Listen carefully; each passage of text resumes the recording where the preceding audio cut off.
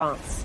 Joining us now, Hofstra University law professor James Sample. He is author of the Who Decides Substack, and former Colorado Democratic Senator Ken Salazar. He also served as U.S. Interior Secretary and U.S. Ambassador to Mexico, and he is the author of the forthcoming book, Borderlands, My Fight for a More Inclusive America. Julie is still with us. Any legal precedent for this? It's crazy. I mean, that's not a legal term of art, but this is crazy. This is crazy. So first, let's just point out that, let's just start at the top. The First Amendment. It's an Instagram post in which she reposted a matter of public record and spoke on a matter of public concern. You can't get more core as political speech than that. So that's number one. Number two, as a matter of federal law, you can't have federal law enforcement officials at polling places. That has been clear since 1865. Secondarily, there are state laws on point. And then third, the fact that they actually went to her house first, right? So it's the Instagram post that triggered this, which is amazing. But then they were informed that she was at her polling place working as a poll worker. They nonetheless decided to go there. That is not remotely qualifying under the conditions where you could have an exception for federal enforcement at a state polling place. Nothing even close. What's the recourse then that she has? Does she have recourse? She certainly has recourse under a Section 1983 action, which is to bring for violation of her First Amendment rights. She possibly has recourse under state law because New York, in addition to the federal law, has independent law on point, and the New York Attorney General's office is looking into the criminal aspects of that. Whether she can get civil remedies, that's a closer question, and we'll see. But this, I mean, it's just fundamentally upside down in every single way. You can't claim to be small c conservative and then go after the speakers who disagree with you. That is the antithesis of small government. Part of the upside down is that they have tried to convince the American people that fraud in American elections is coming from undocumented folks. I mean, undocumented folks are trying to stay as under the radar as they possibly can. They are not showing up at polling places asking to vote. There have been a number of studies on this. It's 0.0000. It doesn't exist, right? They are looking for a solution in search of a problem. In addition to every other job you've had, you were once Secretary of State in Colorado. It is making the work of folks who do the job you once held impossible.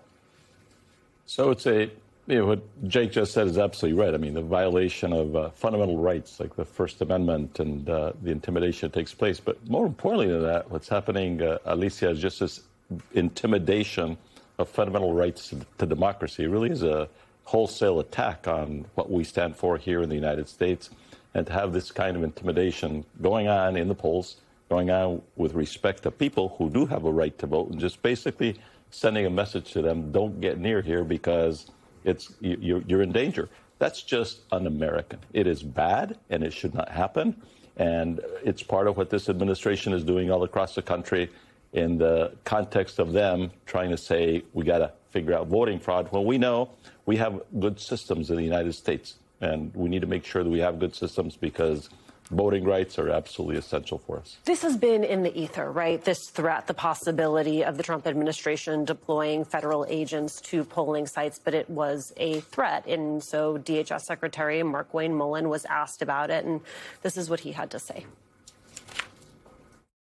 At your hearing recently, you didn't rule out sending ICE agents to the polls in the midterms. Are you willing to rule out sending ICE agents to the polls? No, what I said is that we would only be there if a threat is arise. So you're not ruling it out here No, today. keep in mind, why would ICE be there? Because the only people who should be voting there is American citizens. There shouldn't be any immigration enforcement.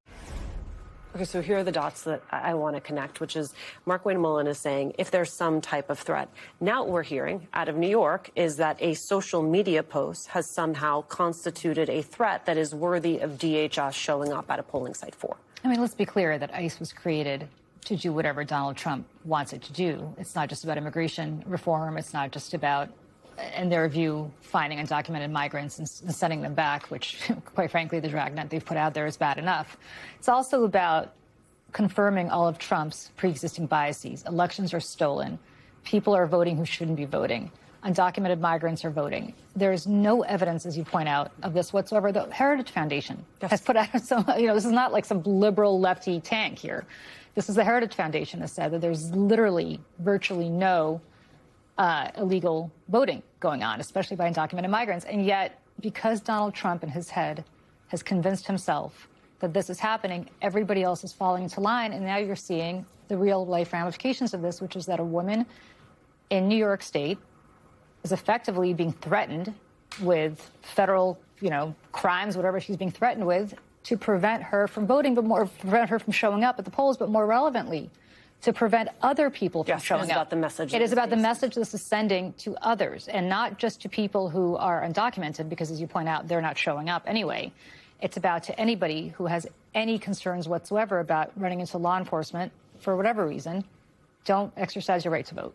It is just, to me, this story took something that was theoretical. Because we've wondered, is the point of the threat simply to ice people out?